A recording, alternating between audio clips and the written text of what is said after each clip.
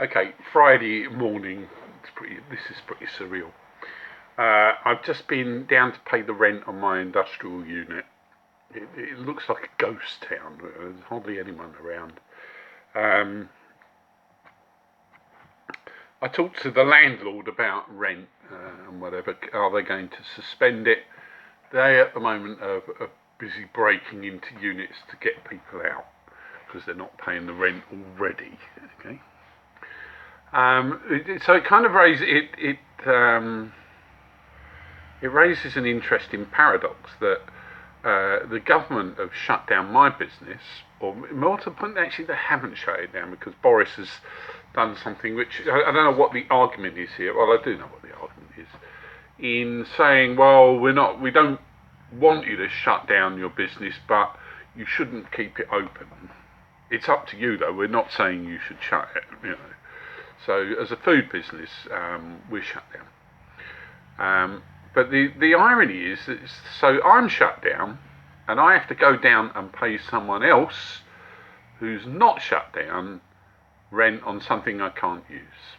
Okay, and looking round the units, maybe by this time next week, half of the people on that industrial estate will be closed. And they legally will have to go and pay the guy who isn't working, who isn't doing anything for the economy, they will have to pay him rent to keep their businesses open. If they don't, they'll be kicked out. Now that's what I'm saying immediately about why, we've needed to do things about rent. Those businesses can't afford to do that. And the only person they're not working is the person who owns the land. And the only person they're being protected is the person who owns the land. The only person they're being protected is the person with the money. Now that's surprising, isn't it? We've never seen that happen before. Anywho, leaving that little one aside, I went to the market in Tenterden. Now that's not like a futures market or a stock market or whatever. It's just a normal market where you queue up and buy bananas and whatever. I use the word queue up because actually it wasn't that frenetic or whatever. I'm talking to the guy who runs it. I said, how's it going? He says, oh, it's mad. He says, potatoes. Last week, bag of potatoes. Per bag reads sack, £56. You can't pick it up if you're an old person bag of potatoes. £56 sack of potatoes, £8. He said, people are going mad. He said, why is that? And he said, well, the price of potatoes has gone up to £14 a bag. I'm thinking, £14 a bag, that's pretty big inflation in just a week, isn't it? It's gone up 75% it's gone up in a week. I'm thinking, man, I think I know someone who said that sort of thing might happen. Happens to live fairly close to where I am. Happens to be me. Anywho, it's gone up 3/4 in 7 days. I said, how? Well, are people buying potatoes? He said, yesterday, bearing in mind this is just a little street market, he says, guess how many potatoes we sold? I'm trying to think, how many potatoes could he sold? 8 tons. 8 tons of potatoes. Fuck, I used to grow potatoes. That's a fuck. All those people who've got all that bog roll, they forgot to get fucking some of this shit out. So anyway, they've obviously had to rush out and bulk buy potatoes. If you buy potatoes this time of year, we buy them as a restaurant, obviously, but they're good for about 2 weeks because it's just the time of year to plant potatoes. It's not the time to run out and buy sacks and sacks of them. The guy who owned the market said he was knackered because all these old people, he had to carry all these bags, sacks of potatoes out. Anywho, walking down the high street, let me confirm what I was saying about the changes in what's happening to money.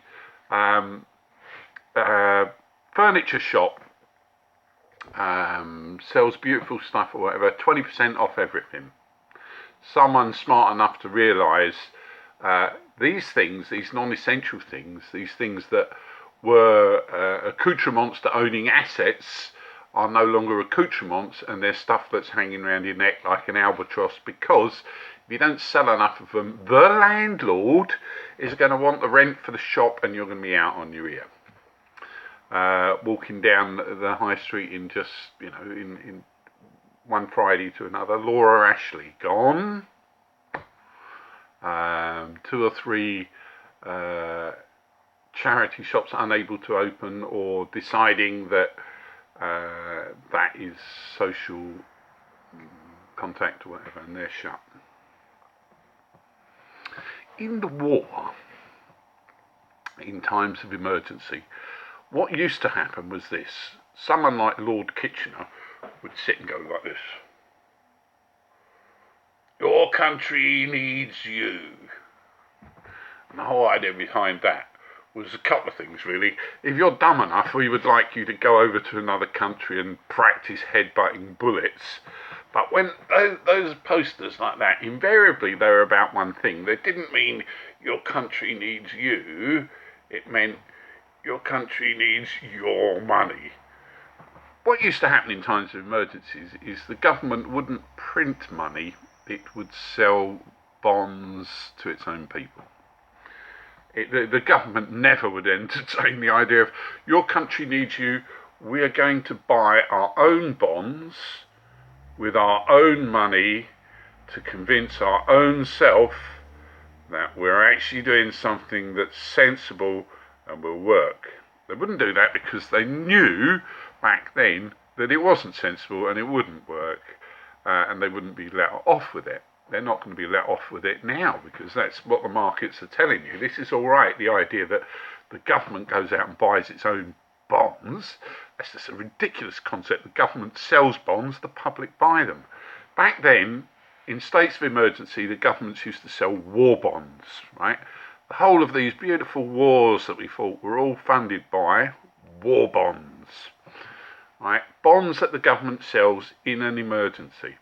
So we are, I don't know if you've noticed it, anyone, in a state of emergency.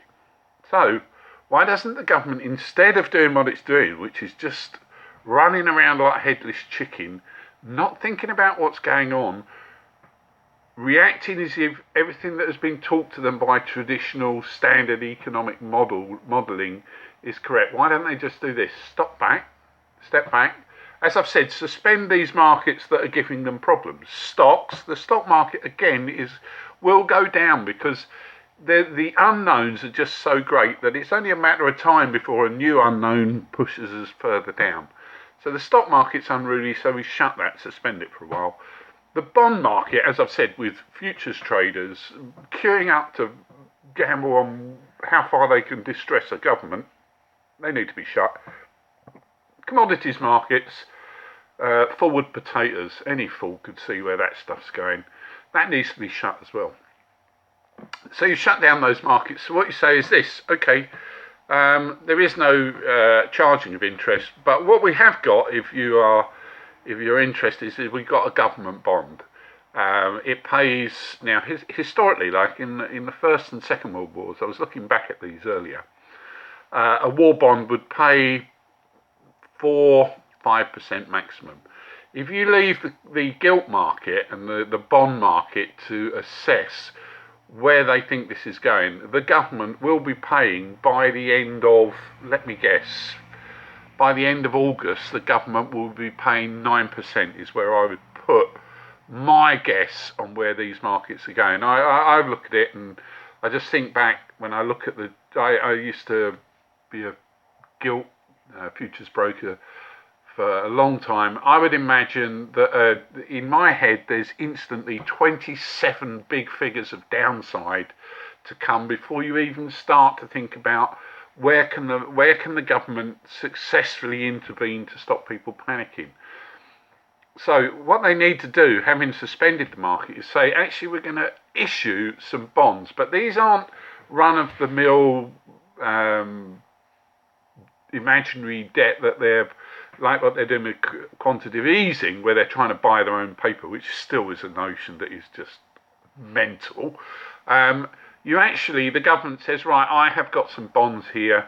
I've got £500 million bonds. They pay 4%. No one else can get any security anywhere. No one else can get any rate of return.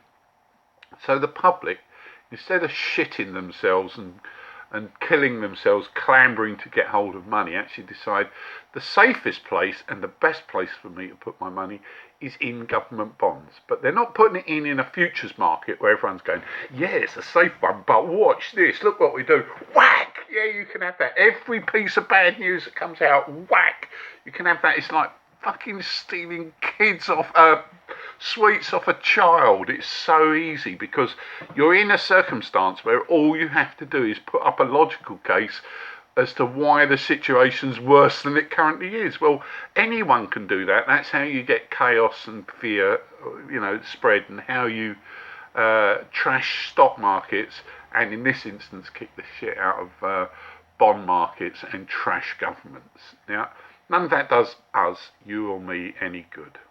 Okay, so what would be a better idea than trying to bail out an imaginary unnumbered number would be stop rent, stop interest rates, shut the stock market, issue a bond, see if people want to buy the bond. It's not a normal 10 year or 15, it's an emergency bond, like a war bond. It worked in the war, strange enough, that's why they are called war bonds. Not only did it work in one war, it's worked so well that they've done it in all of them, right? So everyone knows how to do it. It's a pretty standard way of doing it.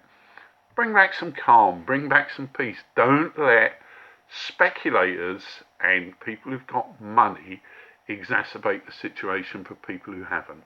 That is exactly what is going on at the moment. Okay, I'm not going to sing. I can hear the relief.